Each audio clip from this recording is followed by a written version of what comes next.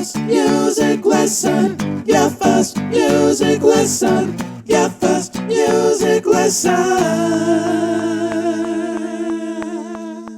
Happy Friday, everybody. Today is our 5th installment of Your First Music Lesson, the weekly series where I talk about different music ideas and approach them as if you're a beginner. Our instrument of the day is the guitar!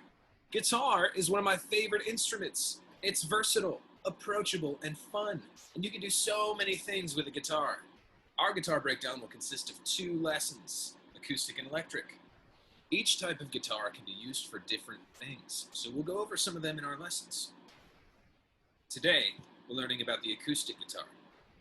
There are so many songs you can learn on acoustic guitar, and it's always a great idea to bust them out at parties. I would highly recommend doing this, especially if you're not that experienced.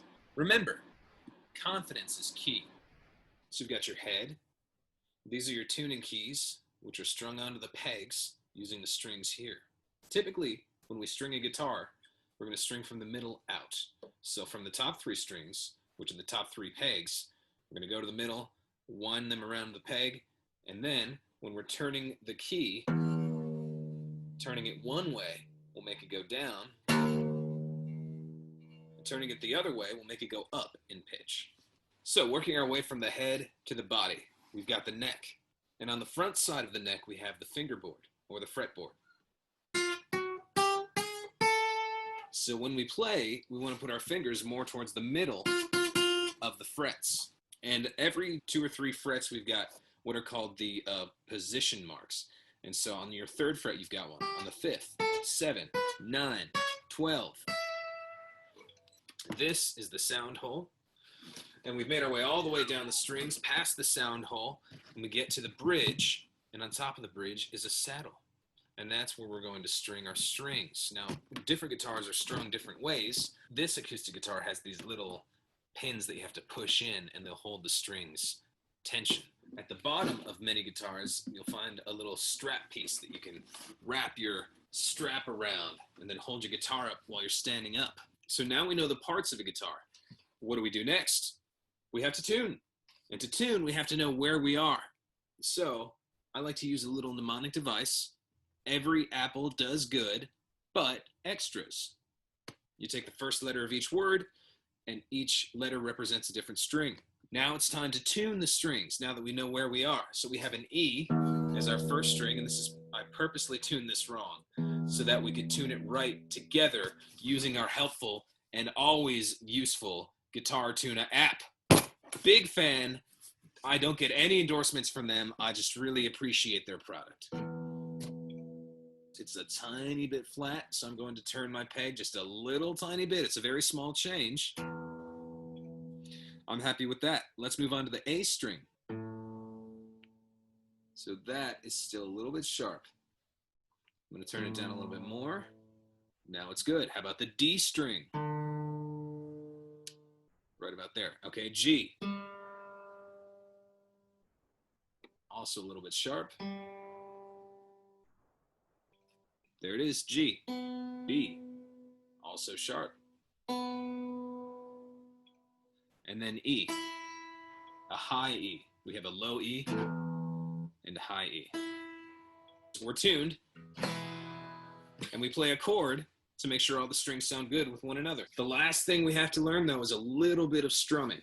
So strumming, if I go down towards the ground, that's called a down strum. If I come up from the ground, it's an up strum. So we go down, up, we can start strumming. So if I have something that looks like this,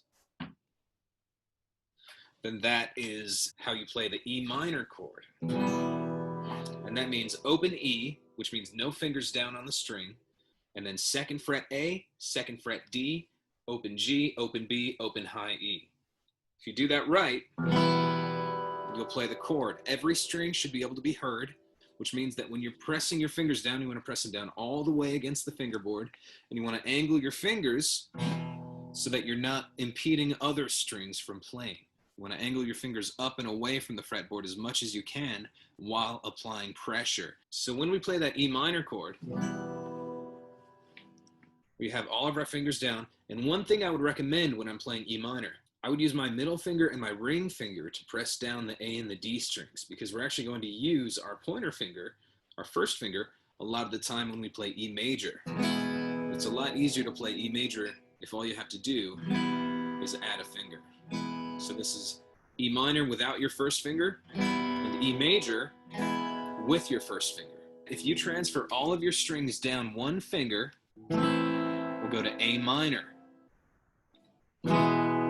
If you have two chords, like this, you can play a whole song.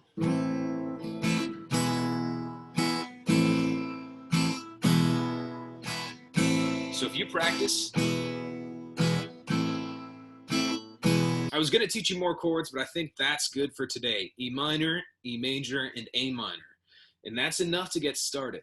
So let's learn a melody. Let's learn Twinkle, Twinkle, Little Star.